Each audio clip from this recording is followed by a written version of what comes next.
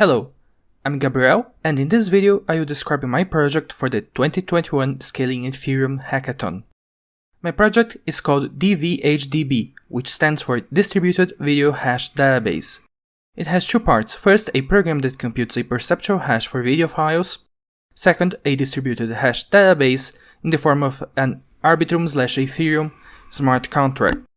Unlike cryptographic hashes, which are one-way and show an avalanche effect, perceptual hashes produce similar outputs for similar inputs. In this example, we have the same image that has only been slightly rotated and cropped.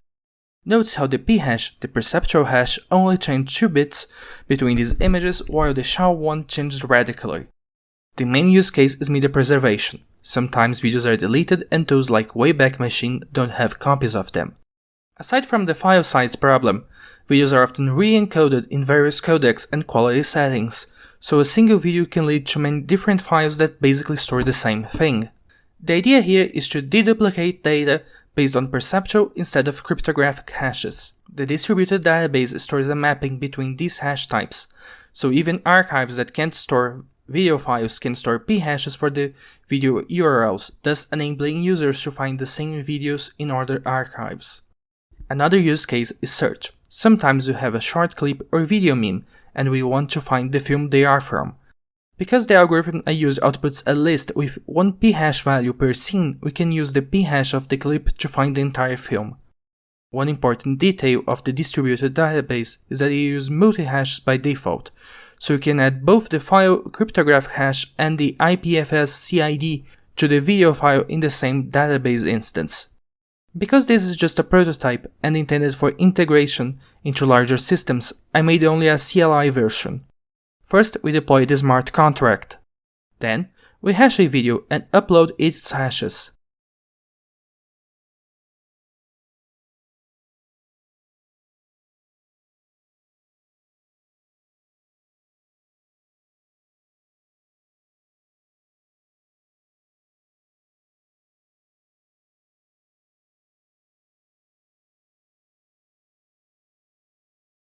Here we hash a short clip and search for it.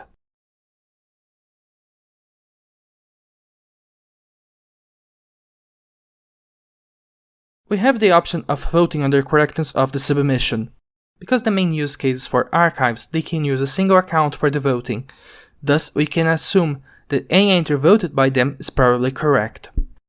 Some future work for this project is 1. Improve the video hashing algorithm.